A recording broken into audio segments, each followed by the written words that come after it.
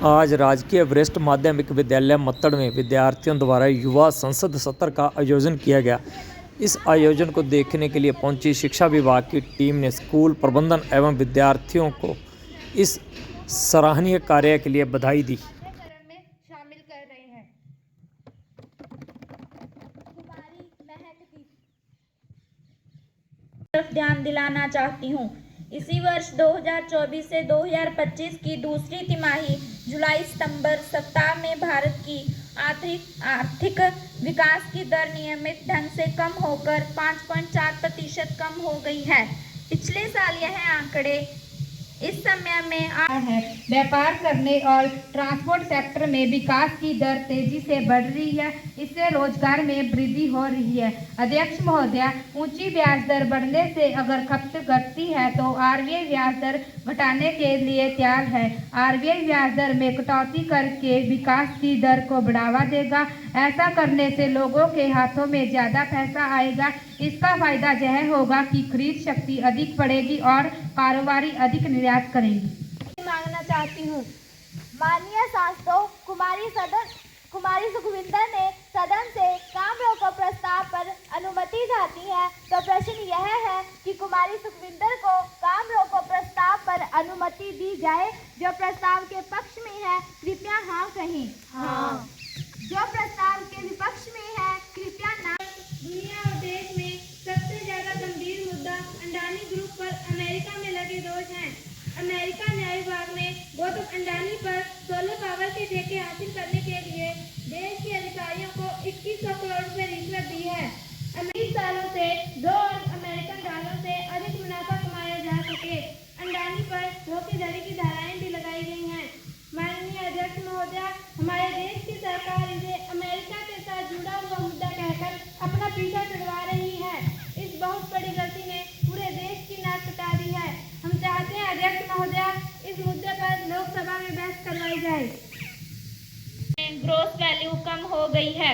यह आंकड़े एनएसओ द्वारा दिए गए हैं। क्या सरकार के पास इसका कोई जवाब नहीं है? आदरणीय संसद सदस्यों को बताना चाहती हूँ कि भारत देश अभी भी सबसे आगे चलता जा रहा है। कुमारी सुखविंदर ने अडानी मुद्दे पर जो काम रोको प्रस्ताव रखा है, जो सांसद प्रस्ताव के चर्चा के पक्ष में है कृपया हाथ उठाकर सहमति दे सकते हैं। महासचिव जी, पक्ष के सदस्यों की गिनती की जाए। जी महोदया, सदस्यों की गिनती कर ली गई है। जो सांसद के विपक्ष में है वो हाथ उठाकर सहमति दे सकते हैं। महासचिव जी, विपक्ष के सदस्यों की गिनती की जाए। जी महोदया, सदस्यों की गिनती कर ली गई है। महासचिव जी, गिनती की रिपोर्ट दी जाए।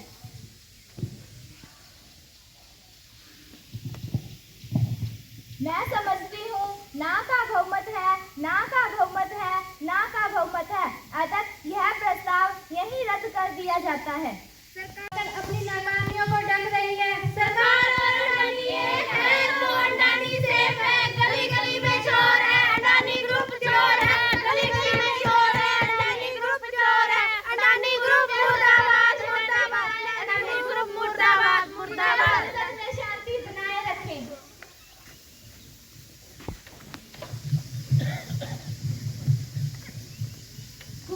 के लिए मस्जिदों के सर्वेक्षण की मांग करने पर केस इन दिनों में सबसे ज्यादा संभल जामा मस्जिद का है।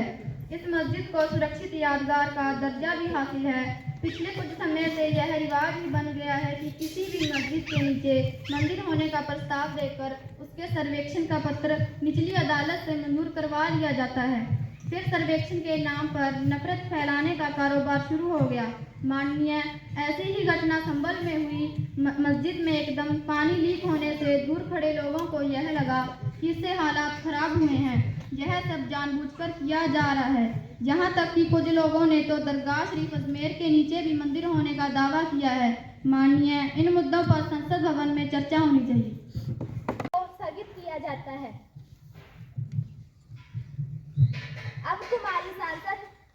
अब कुमारी हरमन सांसद अपना विशेषाधिकार हनन का प्रस्ताव करेंगी।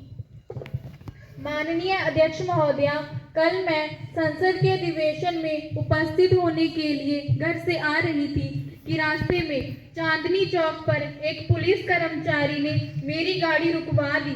मेरे द्वारा अपनी गाड़ी के सारे कागजात दिखा दिए जाने पर उन्होंने मेरी गाड़ी को एक तरफ खड़ी करने तथा जुर्माना देने को कहा, लेकिन जब मैंने उनसे जुर्माने का कारण पूछा तो साहब बिगड़ गए और अभद्र शब्दों का प्रयोग करने लगे और मुझे कई घंटों तक रोक के रखा।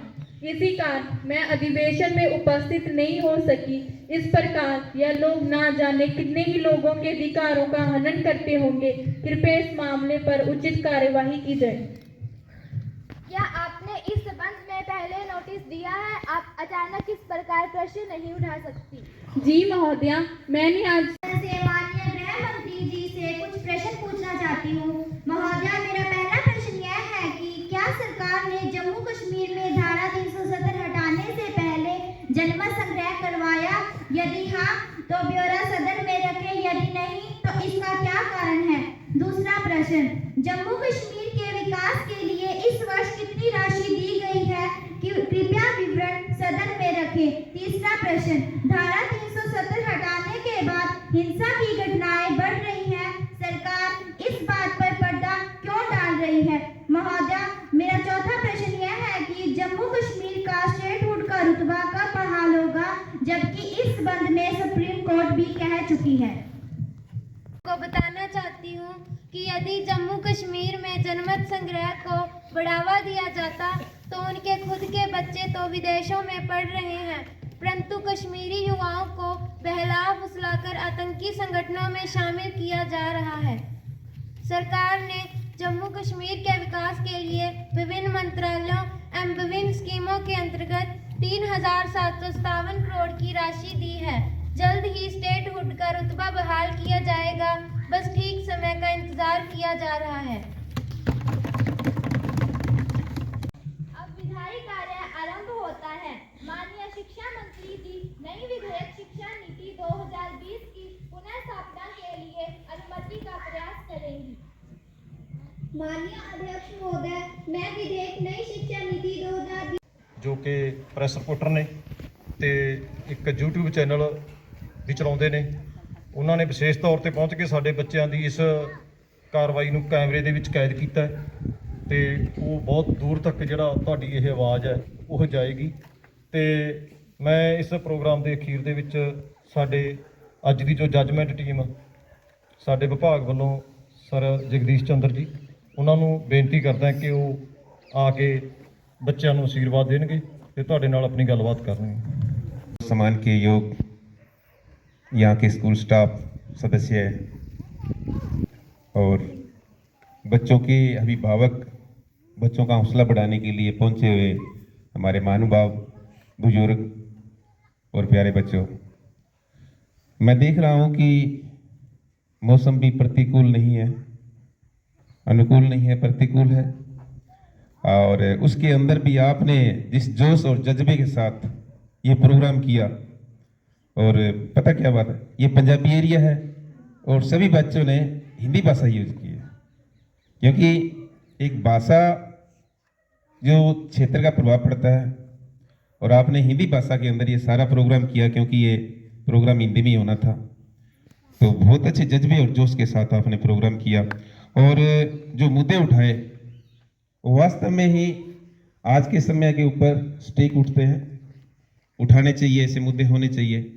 और बच्चों, बहुत बड़ी बात ये थी कि जब सरकार ने स्कीम चलाई युवा संसद प्रोग्राम होना चाहिए, क्योंकि हमारे बहुत सारे बच्चों को, या तक कि गांव के भी बहुत सारे ऐसे होंगे जिनको पता नहीं कि संसद कैसे चलती है। तो आपने आज हूबहू ऐसा सिस्टम बना के दिखाया कि ये हमारे जो स्पीकर होते हैं उनकी कितनी पावर होती है, कि सारा जो है हमारा वो लोकसभा अध्यक्ष सब सिस्टम को देखता है, किस पे कानून बनना है, कैसे बनना है, कैसे ये चलना है, और कितना अधिवेशन चलना है और किस हिसाब से चलना है। तो बिटिया ने बहुत अच्छा लोकसभा अध्यक्ष का रोल अदा किया। यहाँ हमारी महासचिव बैठी हुई हैं, और स्टाफ सदस्यगण और मेरे प्यारे बच्चों, आपने ये जो संसद में जो भूमिकाएं निभाई हैं, कैसा लग रहा है तुम्हें? ये फील कैसा हो रहा है? अच्छा लग रहा है ना? बहुत अच्छा लग रहा है। कि कभी तुम आज के जो भावी पीढ़ी हैं वो आगे चलकर कोई प्रधानमंत्री भी बन सकते हैं ना, बनोगे ना, कोई रक्षा मंत्री, कोई गृह मंत्री।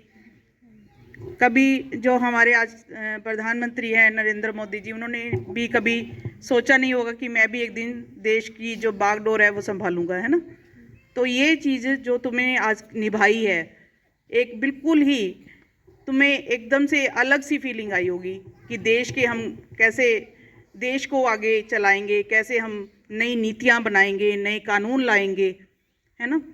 और सर ने बहुत अच्छे नए विषय लाए, ये मुझे बहुत खुशी हुई, क्योंकि जैसे किसान की बेटी हूँ मैं और किसान के लिए काम कर रही हूँ। और ये जो बॉर्डर पर जो रोका गया पुलिस के द्वारा किसानों को आंदोलन करने से, ये जो विषय उठाए, करंट जो टॉपिक उठाए, ये मुझे बहुत अच्छे लगे, मेरे दिल को बहुत अच्छे लगे कि तुमने आज वर्तमान में इन मुद्दों पे बात की है। और मैं तुम्हारे जो टीचर हैं जिन्होंने तुम्हें ये संसद का सारी तैयारी कराई, उन सर का भी बहुत बहुत हाँ जी बधाई देती हूँ कि बहुत अच्छी तैयारी कराई। हालांकि ये पॉलिटिकल साइंस के नहीं है, इन्होंने बताया कि मैं पंजाबी का टीचर हूँ, लेकिन इन्होंने इतना अच्छा संसद जो है वो बनाया, इतनी अच्छी कि एक पॉलिटिकल साइंस का भी लेक्चरर नहीं सोच सकता कि मैं इतनी अच्छी संसद तैयार करा दूंगा।